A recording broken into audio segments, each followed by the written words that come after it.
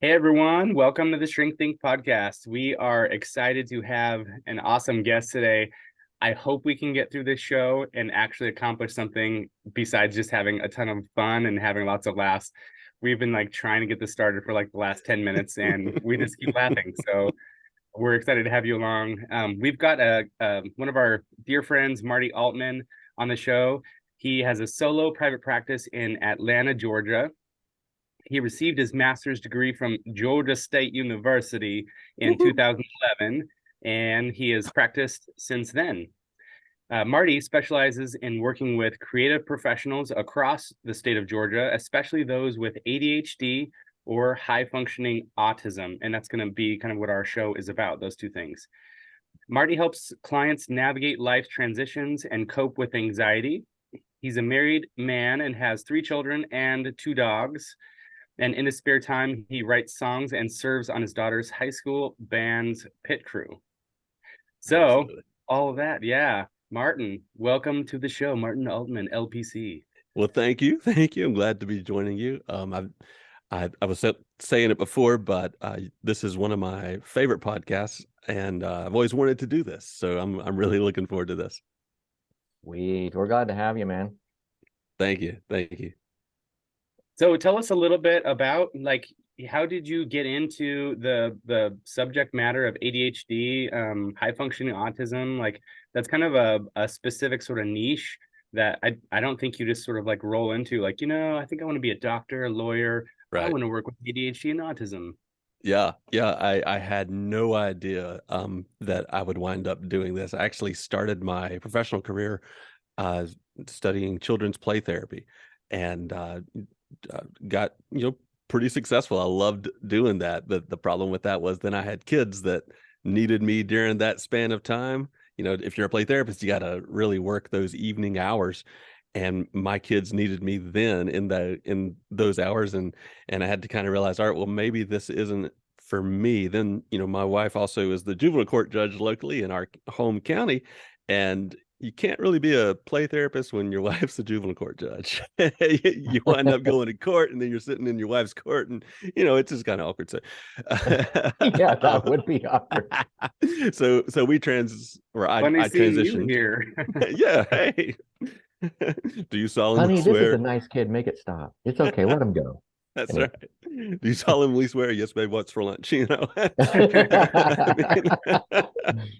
Holy mackerel. yeah. Um. So, uh, I made that transition and kind of realized, all right, well, I need to start working with adults. I started working with adults. I had to look at, well, who am I really good at working with? And looking, at the clients I had been pretty successful working with as adults was ADHD and high functioning autistic people. And then I had to look at that and kind of evaluate, well, why is that true? And had to take the hard look in the mirror and realized I think I myself am probably someone with ADHD. And that was a huge wake up call and this huge kind of I don't know, light bulb kind of moment that made me realize, oh yeah, well, that's why I can be really impulsive sometimes.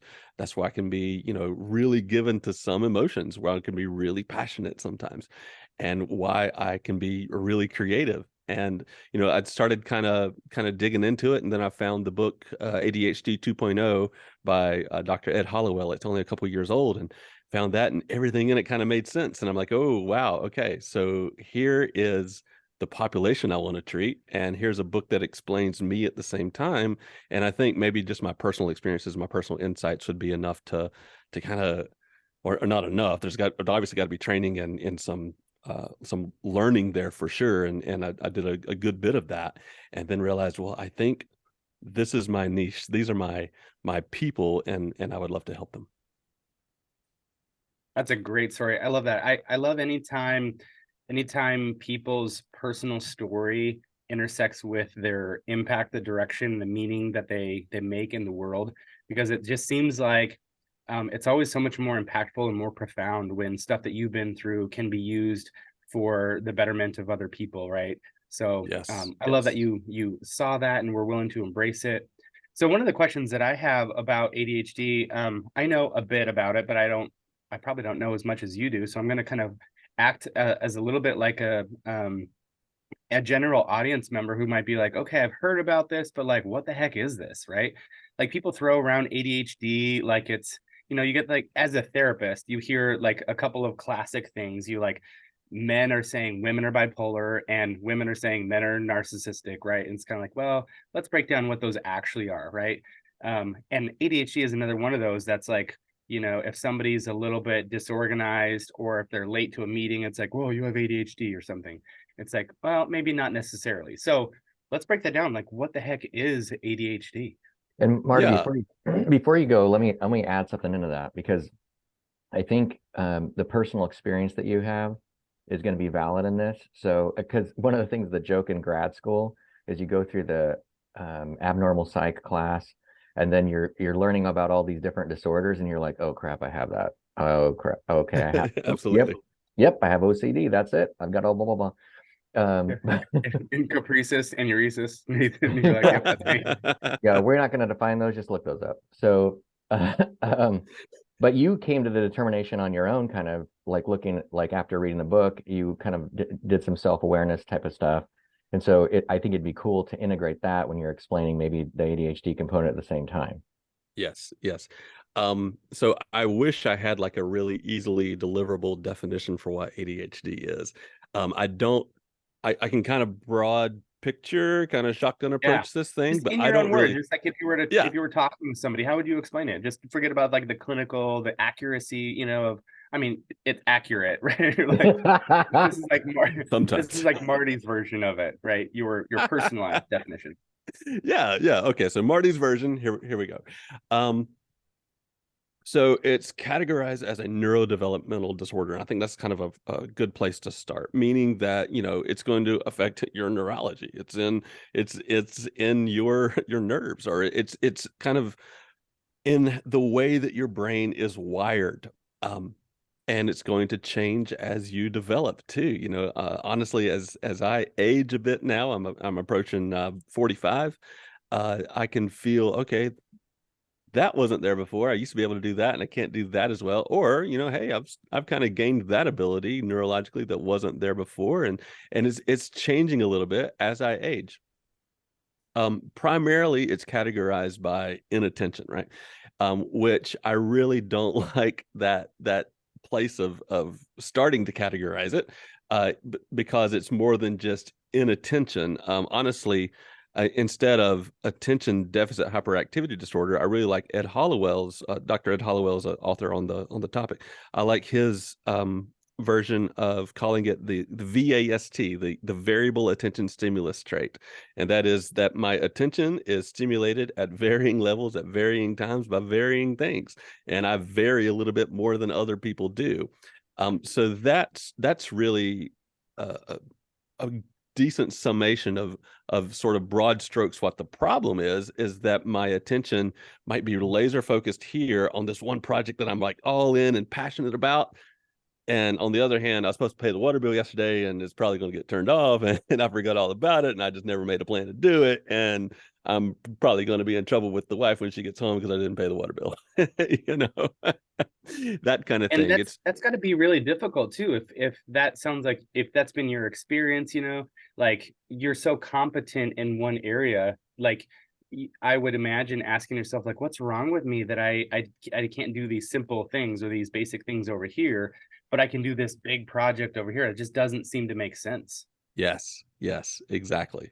One of the biggest, I think, most intrusive problems with it comes from the disconnect. And sort of there's kind of a simplistic way to understand it, but it really hits home. And that's that the front of the brain knows what and how to do things, and knows what needs to be done, and it knows how to do it. So I like to use the example with clients that my wife asked me to hang a shelf, right? And so I know that I need to hang the shelf. I know how to hang that shelf. Yeah, no problem. But that shelf's been sitting on the floor for 6 weeks and I haven't done it because it's a when and a where problem. When and where is in the back of the brain. That's the planner.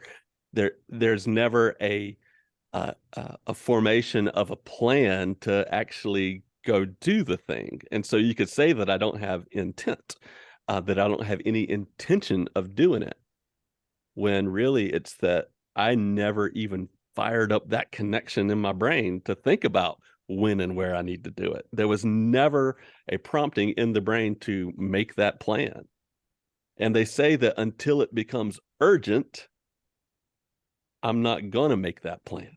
There's Like an she's coming at you acronym with the gavel and she's like, you better take care of this right now. Or like, with the you're getting gavel. 15 to life. You're like, Yes. that sounds pretty good. I mean, I Yeah. did want to stay with you for a long That time. might be so- too close to home. Back off the old Marty here a little bit, will you? I mean, Yes. so Marty, let me ask you this from a fault, like whose fault is it type of perspective. Is fault even involved?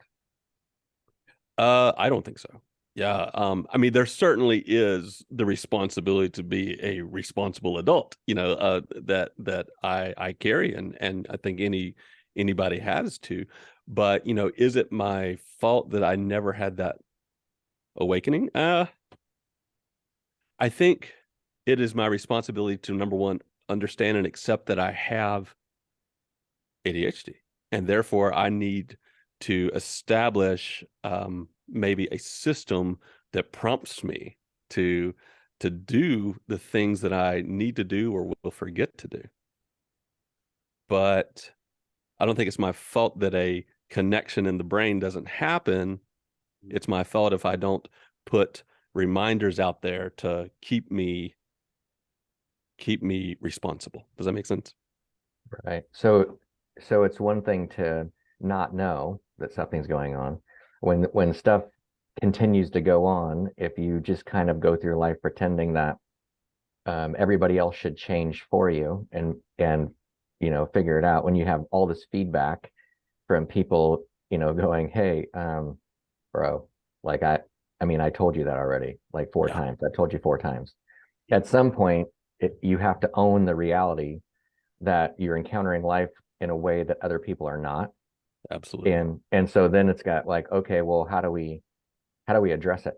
So then it's trying to investigate how to address it in that way. In your own life, it sounds like you already know stuff. Like, so when you start realizing something, I guess I'm wondering, how did that happen when you said you took a look in the mirror? What was it that you started noticing or trying to figure out that you had to take responsibility for? Yeah, and let me just add to this too. There's a piece of it that kind of reminds me of working with people with bipolar disorder, because it's not for those listeners out there that might not have any experience with this. It's not just like oh, this is me. Okay, that's interesting. I'll investigate and understand it and take care of it or whatever. There's like I don't want this diagnosis. I don't want to be bipolar.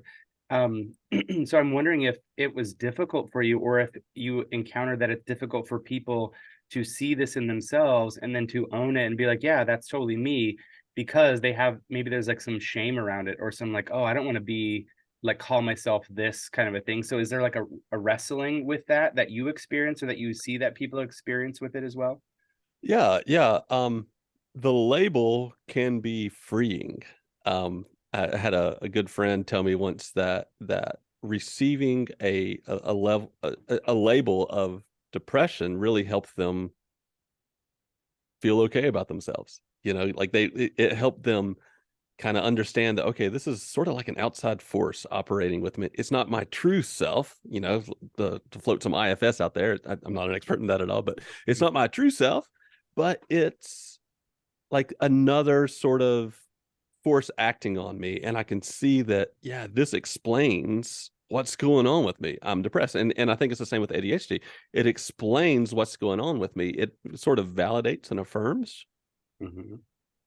Doesn't excuse necessarily. I think that's sort of the gray area we get into sometimes, is what affirms and what excuses. I've still got to be a responsible adult. I've still got to, provide for my family. But this now explains and helps me kind of normalize and validates my experience, but it helps me normalize the experience of, I've always been different, and now I see why. you know. And I think with ADHD particularly, you look at any artist out there, and just about all of them are going to have some kind of traits of this, of any kind of art, you know. I call it the creative brain. The other thing with ADHD, and you know, again, back to Hollowell's theory of taking off the D, it's not really a disorder, it's a trait. It's looking at the fact that this has some really good traits that come with it. It's a superpower in a lot of ways. And you can say the same thing about autism too. And some people really struggle with that kind of notion.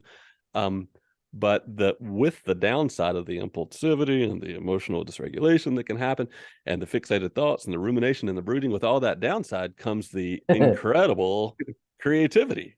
The I can be fully given to the blissful pursuit of creating art.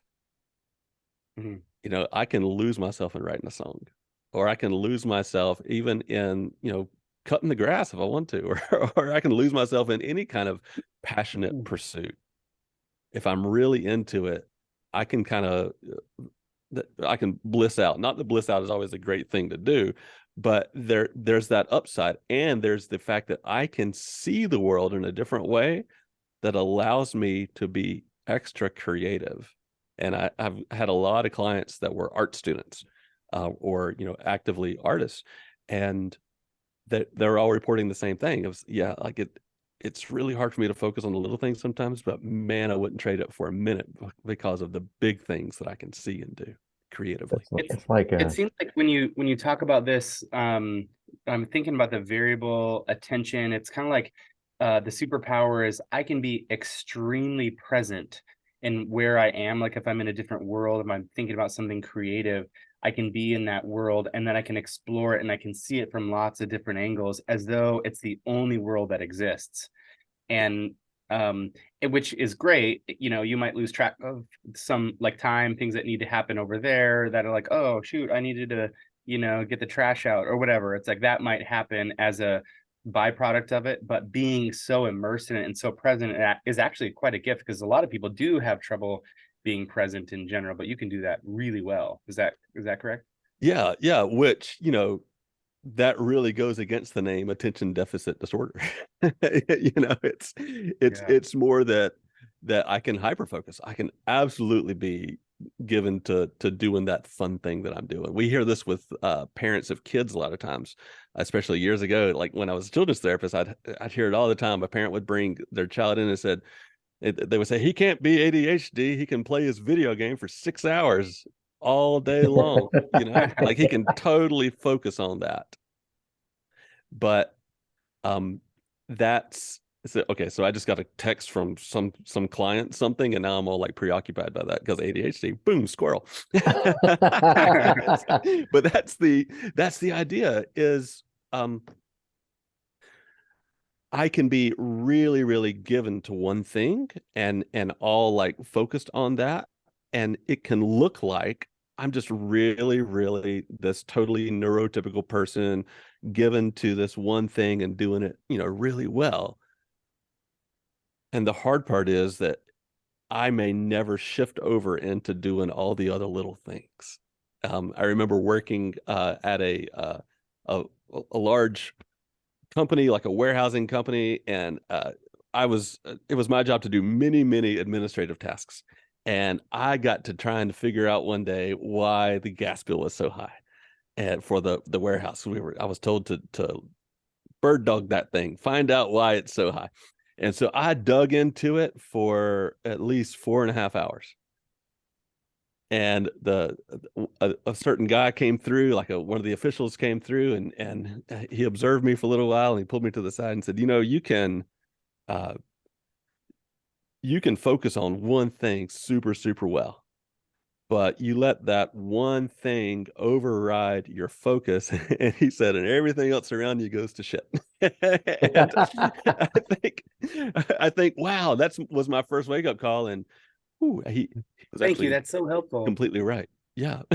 I feel like crap too. Yeah. Yeah. I was thinking about, as you were saying that, so I am going through right now an evaluation for ADHD because Like, right, is that what this thing is? Are you hooked up to an EKG machine right now? No, Is because Marty an observing you? Is machine this would an go to my, assessment? Marty's that would assessing be you into my right head now. versus my heart. All guys. of you listeners right now, this is happening live. This is what it looks like. Aaron, put the Oregon green away and let me finish now. Anyway, one thing that I found interesting is so my sleep is not that great. So they're like, well, before we do anything, we want to do a sleep study. Plus, the other thing that is Yeah. feeds that a little bit, I think that prompts a little bit more research these days currently is the fact that the stimulants, all of them, which are the medications for treating ADHD, are having all kinds of manufacturing issues. They are very slow. They're behind on everything. So they can't necessarily prescribe, like if they were to prescribe something now, it might not, might not be able to get them at the pharmacy. So I think they're taking in some ways some extra time to make sure that like, okay, you are the person that has this type of thing. So they're like, okay, go get a sleep study. But I'm like, okay, I have always been, I'm not a dum dum. So I got through school fine, but I've always had problems with my interest level. So it's like what I've found is kind of like what you're saying, and I framed it to clients a little bit different. What I'll tell them is like ADHD is kind of one of those things where you just don't have control over your interest. Like if what I mean by that is if somebody says you need to be interested in this and do this, if I'm not interested, I will avoid the crap out of that. I mean, and it's very hard for me to flip the switch to be interested. So there's subjects in school where if I'm not interested in it, I will kind of do it. But then but whatever I'm interested in the moment that I'm in, I'll do that instead, which then I turn back around and I'm like, oh, I was just reading that thing. That goes down to reading books. If I'm reading something and I start thinking about something else, I'll get like through a paragraph and go, oh, I don't even know what this said. Like, yes. so, anyways, I feel like I don't need a sleep study, but because I'm like, this is enough. But anyway, I can tell you my sleep sucks. Is that enough? yeah, exactly. And it does, this whole thing stinks. But they also they're going to do blood tests. They want to do an EKG. They have this other thing called a Q1, do you know about the Q1 test? No, not too much. Are you doing this through like one of the major clinics that addresses ADHD? I don't know if I can use names here, but I am, yeah, that's fine. There's a clinic in our area it's not like nationwide, but they focus on that.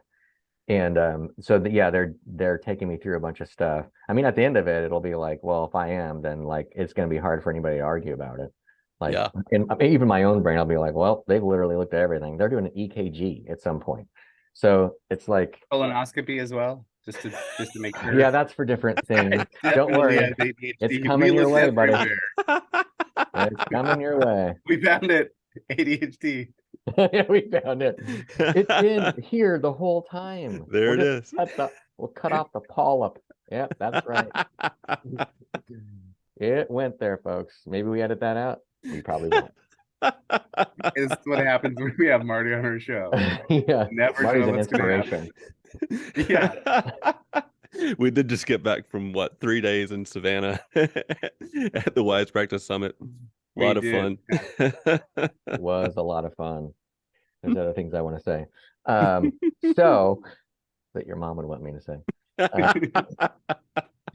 Anyway, that's super insider joke. So I think bringing it up, I'm hoping that there's a big resistance. Let me do a little bit of history, tiny bit of history. So back in the beginning of figuring out there might be an intention, don't do it, Aaron. Don't do it. Genesis 1 in the beginning. I knew I can't help it.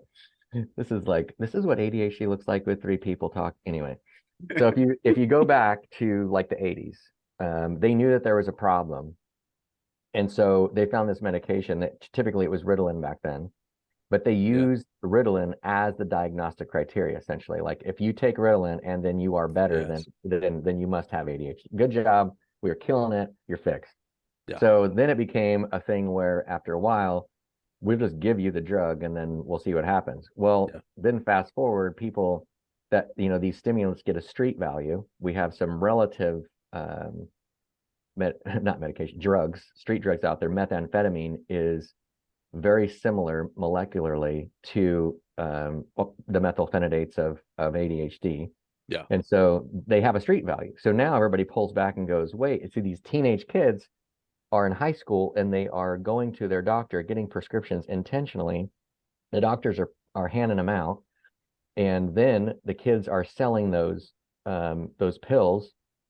And back in the day when, I mean, this is like probably about 5 years ago, the last time that I really looked at it, it was about $10 for every, I think it was like 10 milligrams. It was like $1 a milligram. So if you're a kid and you can get a prescription that your parents are going to pay for, and you've got a 30-day prescription for 30 milligrams, that's a lot of money.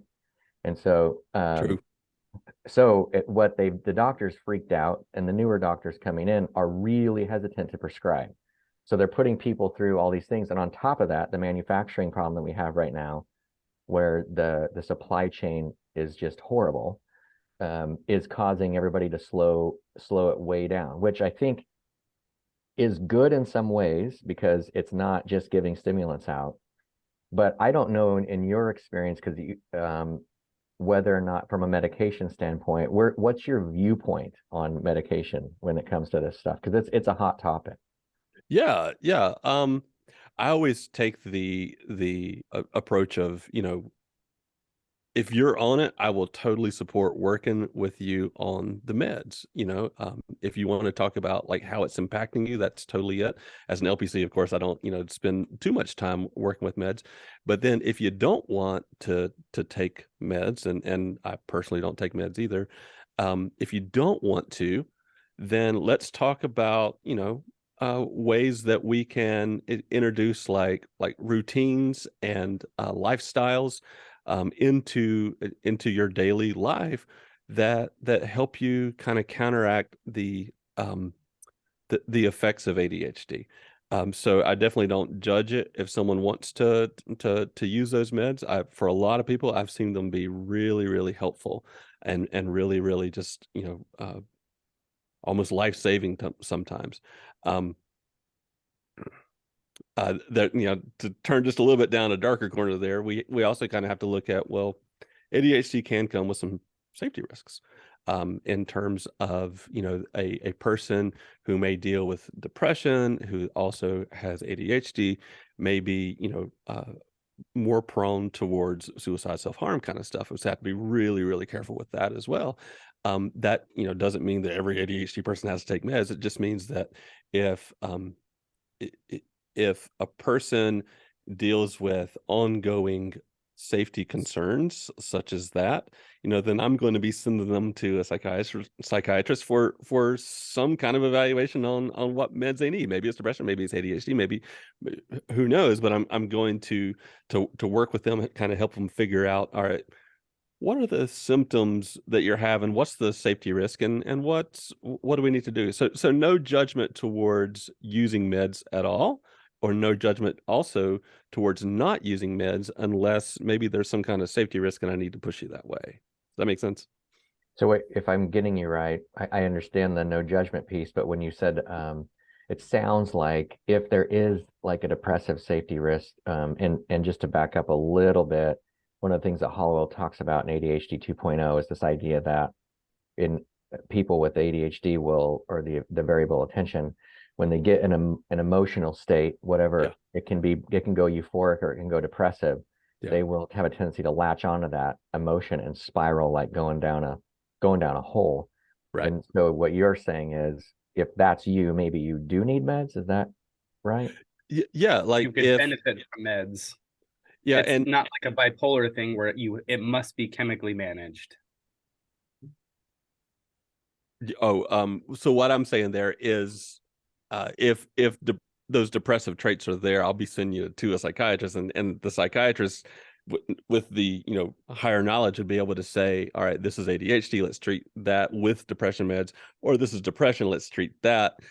So I wouldn't require ADHD meds to be present if the person is ADHD and also highly depressed towards that, but I would require psychiatric intervention there. Does that make sense? So that there's at least another set of eyes on that, and so that there's someone medicating or at least medically treating this person, and that concern can be better managed. I probably didn't say it correctly the first time, but that's No, definitely how I should have said it.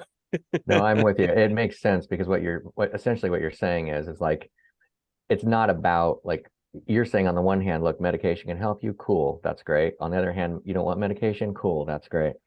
But in the middle is you've got enough like a secondary problem of depression Yes. coupled with an ADHD tendency to like follow into a big deep hole.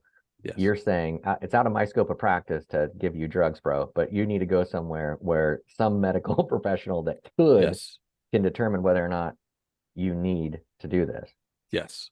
Yes. Because Absolutely. Thank you. that's the safety risk of like falling into that hole. And as a treatment provider, I got to make sure that, you know, being aware of that potential, that's being managed and addressed. Yes. So now, what are your ideas, Marty, of how you help people address it that would be like non-pharmacological from what you're dealing with in the room? Yeah. Yeah. So one of my biggest points, and I've seen it work for me, I've seen it work for my family and a lot of other people, is we've got to introduce some significant lifestyle changes. And so I kind of build this theory on, if you look at society, and the progress that has happened over the last, let's say, 200 years, 200 years ago, and really a lot less even than 200 years ago, we were much more physically active. We were growing our own food more often. We were digging our own well. We were putting up our own fence to keep our own cows. We were feeding all those farm animals in this more agrarian kind of lifestyle. Of course, we're eating healthier, typically in on the farm, as long as we have a balanced diet available to us. But we are much more physically active too. And so what I really encourage people to do is to kind of examine, hey, only in the last 50 to 100 years have we started shoving people into schools at age 5 to, sit behind a desk and nice and neat, hands on my lap, listen, 8 hours a day, 7, 8 hours a day. And we've expected a neurology that was more geared towards physical labor and having a lot more activity. We're expecting now that same, genetic neurology that we've all received to thrive in a school setting that's much less active, that's much more sit down and learn and listen based. And honestly, that I think a lot of us just aren't kind of made for. There are a lot of theories about ADHD. I go back to years ago, 50, 100 years ago, we wouldn't have been called ADHD. We'd be called artists. We'd be called great hunters because we're highly creative, or we go into the woods and maybe we're chasing a rabbit and we're getting close to it, but then a deer cuts in front of us and automatic, spontaneous change. We're chasing the deer. And we wind up being highly given to passionate pursuits very easily, and we can spontaneously change. So you take that mentality and you shove it behind a desk in school, and it doesn't do too well very often, And so what I encourage people to do is introduce more physical activity into your routine. So for a couple people, that's been CrossFit, or for a couple people, it's been, we bought a farm out in the country and we live there now. Was that like an intervention? You're like, you know what, you could do better if you buy a farm. Yes, that's my clinical recommendation. Whoever wants to buy the farm now is going to you for the rest of their life. I love Marty. He lets me buy farms. Yeah. So as a songwriter, I love John Prine. And he's got a song about, throw out your paper, turn off the TV, throw out your paper, move to the country and build you a home and plant a little garden, like do the things that get you away from all of this overstimulation of the modern society that we live in daily. From the time we're 5 till the time that we retire, we're bombarded with this overstimulation. move out of that. Go back to your roots a bit here. Go more agrarian. Now they're not always able to do that, of course, and so there's plenty of other more practical things, and some of those include balance routines. And this is it almost sounds a bit wonky, but one of the issues with ADHD in the brain is under stimulation of the cerebellum. Dr. Hollowell talks about that in the book, and what we've learned is that we can stimulate that through balance activities. And so what he suggests is, in the morning, stand on one foot for about a minute. I did this morning, and it really did help. I don't do it routinely, but when I do it, it helps. And so stand on one foot and, get to the point that you can do that for a minute. Now, to get to the point that you can stand on the foot for a minute and take a shoe off and then put the shoe back on. And then get to the point you can stand on one foot for a minute, take the shoe off, take your sock off, put the sock on, put the shoe back on, all while standing on one foot. And what you're doing is stimulating the cerebellum, which is going to promote communication and regulation of attention within the brain. The other thing, of course, is sleep, like what you're talking about, Nathan, and then also nutrition has to be good. So if I'm not giving my body everything that it needs to perform well, my brain isn't going to perform well. So the other thing that I really push people towards is, if you can't get more activity, like commit to some kind of exercise routine, like some kind of working out, or some kind of just walk around your neighborhood, once a day.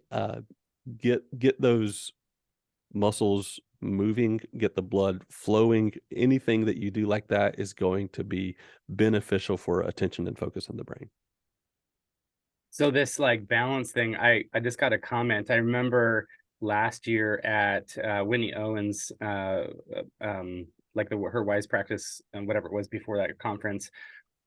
You taught this, or you presented on the subject of ADHD, and you had everybody in the session stand up and do this. And I remember thinking, like, what in the world? This is like crazy town USA. Like, what? Like, this is your intervention, right? But I was like, okay, we'll give this a try. And and I mean, I don't know if I have ADHD or not. I mean, some of the things you guys talk about kind of resonate with me in terms of like interest and attention or whatever. But I remember doing this, and then I remember hearing other people, and it's kind of like there was like a shift in the room. There was like, and I'm like, what in the world is this? Like, you're just standing on one foot. Like, this is the dumbest thing ever, right? But you do it, and it's like something is happening where people feel like the room seems more balanced. It felt like it was more focused, or like people were a little bit less, popcorny. I'm not saying that it was wild or whatever, but I just remember thinking like, well, this is so interesting that something as simple as this can actually really have an effect. It's kind of like putting your feet on the, in the grass or on the ground. It has this like, what is it, like this negative charge. And so when you do that, it like grounds you, and it has an impact on your body, right? It's these simple things that a lot of us don't, like, we lose the connection to this stuff because we're so in this technological age. We're on our phones, we're paying attention to all this stimulus or whatever, but like these basic things that we were made for, like being connected to the ground or using our bodies, that kind of thing, actually are meant to regulate us. Yes, completely. And if we'll pay attention to those, engage in those, and use those, then we're going to be much better off. So I like to tell the story, about a year ago, my grandfather passed at 94, and he was super healthy to the end, like, of course, the very end, maybe not so much, but like until like 93 and a half, dude was doing good and happy and healthy largely. And he lived and died on basically the same property. He all of his life he farmed the land on a kind of a homestead that still exists down in South Georgia. And he grew his own vegetables. He raised his own cows for beef. He, shot his own deer. He did all the things that kept him really, really active. And, I tell people it's hard for me to get out of bed and roll over and like just go work out. But if the cows got to be fed, I'm going to get up and I'm going to go feed the cows. It's hard for me to want to get on the treadmill, but if the water line is broken, I got to get out there at 2 o'clock in the morning and dig that deep hole down to the water line, and I got to fix that thing or repair the well or fix the fence or whatever, and he had to do all those things. He stayed very active doing all those things. And so when we choose a lifestyle that requires us in some ways to be active, you don't have to buy the farm, but you can, say, all right, well, I'm going to, one thing I've done is, and I mentioned pit crew in my introduction, I've said, I'm going to start helping my daughter with high school band pit crew, which is, there's this massive high school band, and then we're the guys that are like wheeling out all the heavy stuff, and we're pushing up the xylophones or marimbas and stuff up into this big tractor trailer that they have. And I am carrying all these props, and we put an airplane on the field, like a little small airplane that's part of the props, and we have to like push these things around, and these are like heavy items a lot of times, but that's the lifestyle I chose. I committed to doing that. I don't want to do that every Friday night. Before I start, I'm like, God, I don't really want to do this, but then duty calls, extra, outside things trigger me to say, yeah, I got to go do this, and now I'm going to get up and I'm going to go do it. And so that's my workout every week. And it's awesome. But I've chosen this lifestyle. I've committed to this thing that is going to, outside of me, trigger me to go be active. And it really helps. Friday nights and Saturday mornings are some of my favorite times now, because Friday nights and Saturday mornings, I'm feeling super good because I've just worked out. And it lasts all week to a degree. I mean, these are the kind of workouts that Nathan and I also do. We like push around airplanes and choppers, and that's how we get these huge muscles. Just Hans, I didn't know you were here.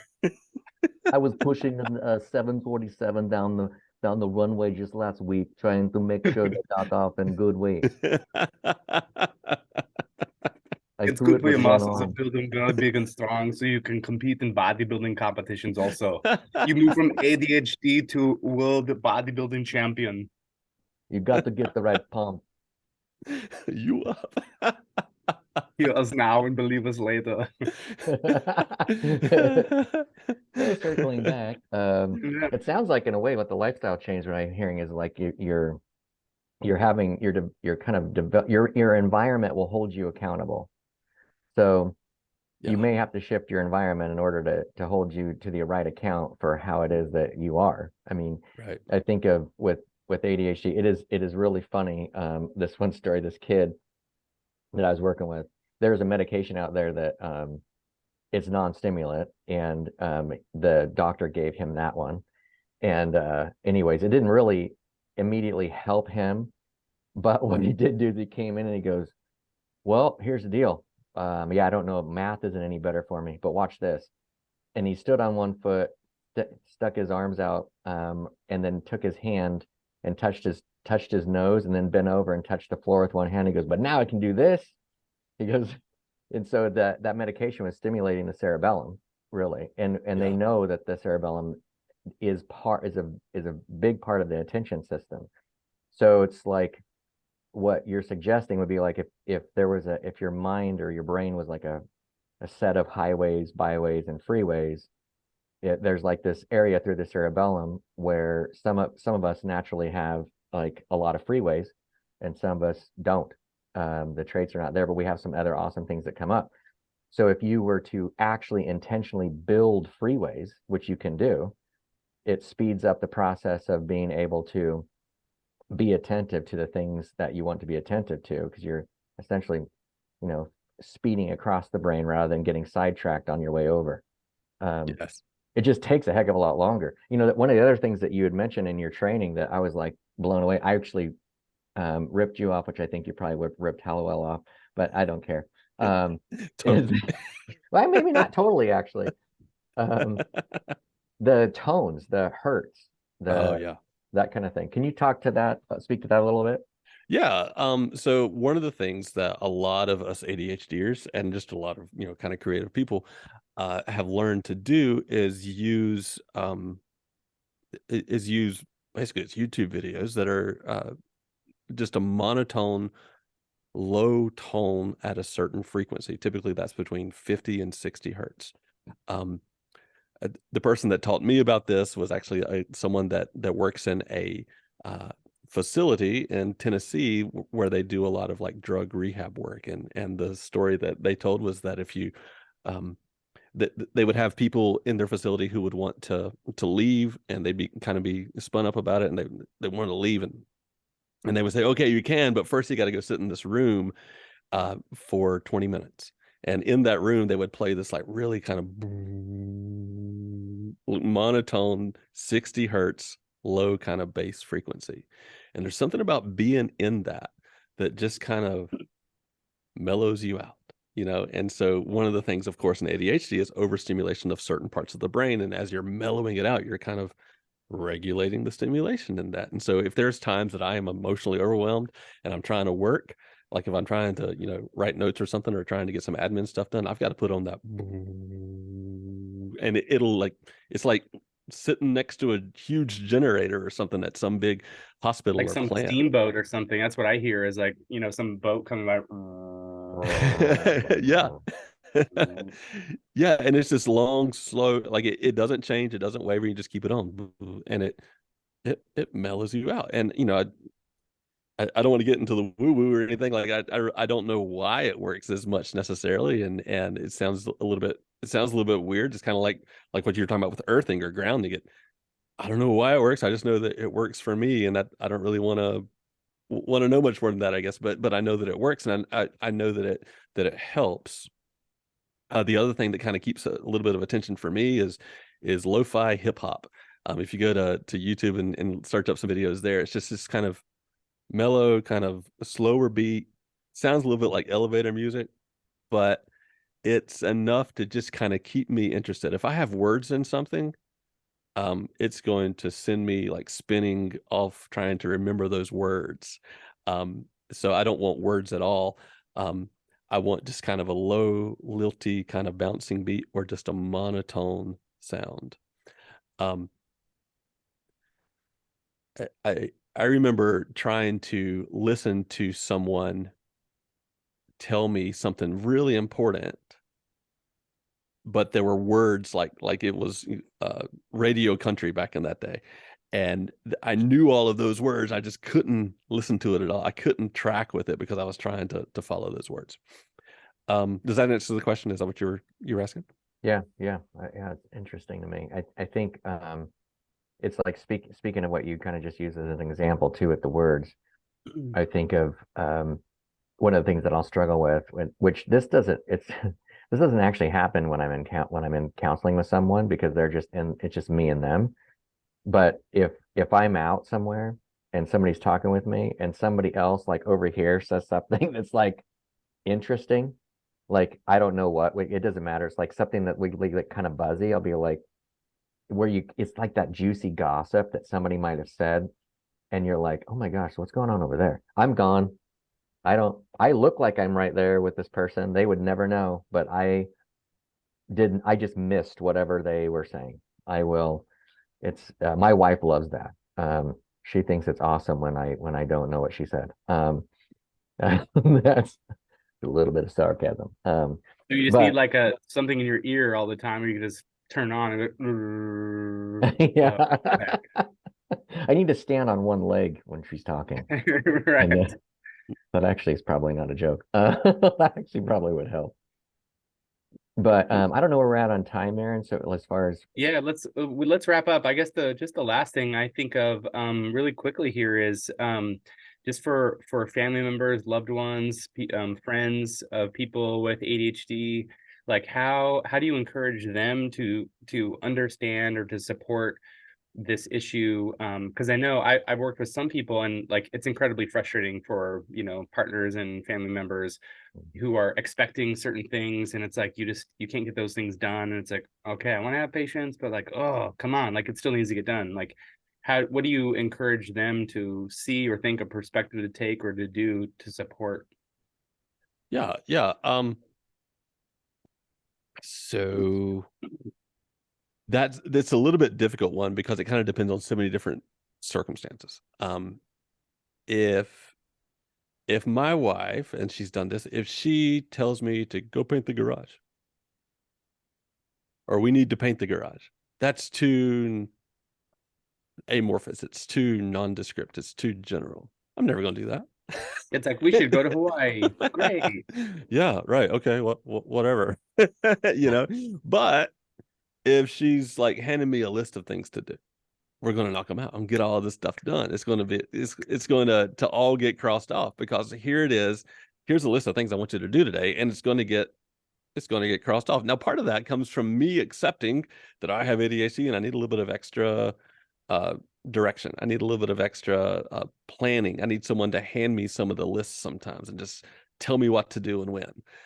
But if the person with ADHD hasn't accepted that they need that yet, then of course you don't want to try to take that. But if they're open-minded and saying, yeah, give me a list and I'll knock it out, let's do this, then it's much more likely to actually get done.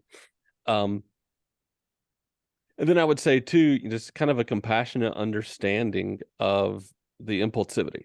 The impulsivity or impulsiveness will lead us to, do some kind of random things sometimes. And none of it is meant to be hurtful. None of it is meant to be harmful in any way. It's just, that's kind of where we were in the moment. We're learning, we're trying, we're doing our best to kind of keep ourselves up and focused, but I might miss the boat sometimes. I really might miss the target. I might interrupt you once in a while. I might misread some social cues or something. I might normally be very warm and compassionate and kind, and then once in a while just kind of be totally out of left field, out of the blue. And that's probably when I'm tired or I'm hungry, because that's when executive function is going to lower. So it's just kind of realizing that I am not always going to be steady, predictable, calm, cool, and collected. But I like what you're saying. It's kind of like, if the person can understand this issue and understand Yes. when these things happen, it means you're tired, you're hungry, you're overstimulated, or whatever. It's like, oh, now it sort of becomes a little bit of either a problem to solve, or like, hey, maybe we need to turn some of the stimulation off, or hey, you need to eat. It's less powerless, less frustrating, because there's a reason for what's going on that they can understand and wrap their minds around. Yes. Yes, exactly. I think too, one of the things going forward that is a huge deal, kind of a passion of mine. You mentioned like kind of being understanding and compassionate. That being loving and encouraging and compassionate is huge for people that struggle with this attention issue, because with the varying attention, because they it's interesting that love would make this big of a deal, but when you are a person with ADHD, you will not respond well to, hey, if you don't get this done, then you are going to lose this item. Like, well, Like a natural consequence, sort of a right, natural. boundary Yeah, I haven't thing. lost any item yet. I have it right now, so I'm fine. You have to Yes. stimulate forward, so you have to figure out pathways of encouragement. You have to what's It's the like word? the carrot versus Reward. the stick. You have to use the carrot, not the stick. You need a reward system. Yes. And you're gonna have to develop the reward system. There's that is the kind of one of the biggest issues that I see in families, is that like one of the partners, and it's typically the father, but will just be like, nope, I don't care about this. This is what needs to happen. Just get your bootstraps on and go. It's like, well, here's the deal, bro. That's never going to happen. It's just never going to happen. If you switch, you're gonna have to switch your entire system around to getting very creative about how you reward. But I'll give you one example, give the listeners one example. Changed a family around from doing like a discipline scenario, and said, hey, figure out how to reward this kid. They would sit all night and they would do the homework together, and the kid would have the homework in his bag.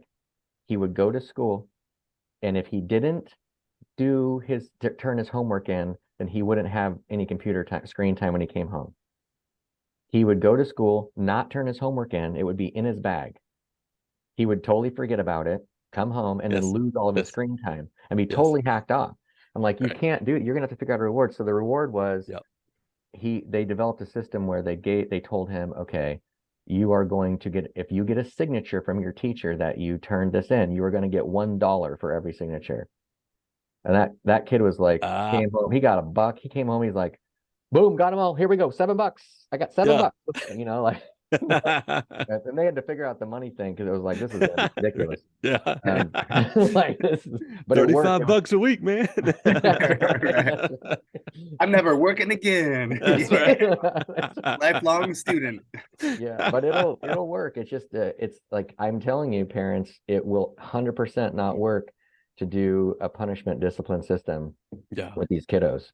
And if Yeah. you can get the school systems, which in the States, these are typically understanding of this, but if you can get the school systems on board to be more encouraging, which to some of you dads and out there that I was speaking to earlier, are going to sound like weenies or something like, oh, we're doing is just doing blah, blah, blah. You know, like, nope, it's actually, this is the way it works, bro. Yeah. So anyway, that's a soapbox I'll put back underneath my bed, but I wanted to say it. So to motivate the ADHD person, there's an acronym that tends to really explain what motivates us, and the acronym is INCUP, INCUP, and so it stands for interesting, novel or new, competitive, urgent, and passionate. So if it's something that's interesting to us, then we're really going to pursue it. Of course, if it's novel, competitive, urgent, and passionate, or passionate, if it's any of those things, we're going to be driven to it. We're going to be motivated by it, and we're probably not going to do anything until it's one of those things. And so, why do we wait to the last minute or the late minute to pay the water bill? Because that's when it's urgent, and so, okay, now that triggered me to go do it, but I never actually formed the plan in the back of the brain to the when and the where. It never actually became done, or it never actually became an intent, because the back of the brain never said, oh yeah, I'm going to do that Tuesday morning at 10 o'clock. So with that kid who's not turning the paper in, well, he knows what and how. He knows what he's got to do. He knows how to do it, knows how to give the teacher the paper, but he just nothing ever triggered in his brain, oh yeah, as soon as I walk in that door, I'm going to go right to that teacher and I'm going to turn that paper in, or I'm going to get that signature. That there was never that intent that was created from knowing the when and the where. So that's one of the biggest, most helpful pieces, I think, to understand as well. Well, as we are wrapping up here, Marty, tell us where the listeners can get a hold of you, pursue you, and show up at the front door of your house. No, we're not going to dox anybody on our show. Online, virtually, how can people find you and stalk you? I was trying to virtually? stimulate people. Baby steps to the door. Baby steps to the door. Yeah, that's right. Yeah. No, so website is altmancounseling.com. www.altman is ALTMAN counseling, COUNSELING.com. I am also on Facebook at Martin Altman LPC, therapist. There's some Instagram stuff too, but most of it's right there on the website. Really is what I focus most of mine. There's a blog there as well. The blog covers all kinds of ways ADHD is related to songwriting, and what kind of trends about mental health or messages about mental health I kind of get from either my songwriting or mostly the songwriting of other people, and just trying to kind of connect some dots across the universe of ADHD and creativity, and kind of helping people see what they can learn about ADHD and anxiety and creativity. Awesome. Great. Well, Marty, it was great having you on our show. Thank you so much for your time, and thanks for sharing your wisdom and experience with our audience. And I hope this is a great first podcast experience for you. And I hope you actually get into podcasting, because I think you're got a great personality, a lot of interesting things to say, and a lot of people probably want to listen to what you have to say. Thank you for having me. I really appreciate the opportunity. And yeah, I will really look forward to more of this in the future, I hope. Thank you. Yeah. And to our audience, have a great day.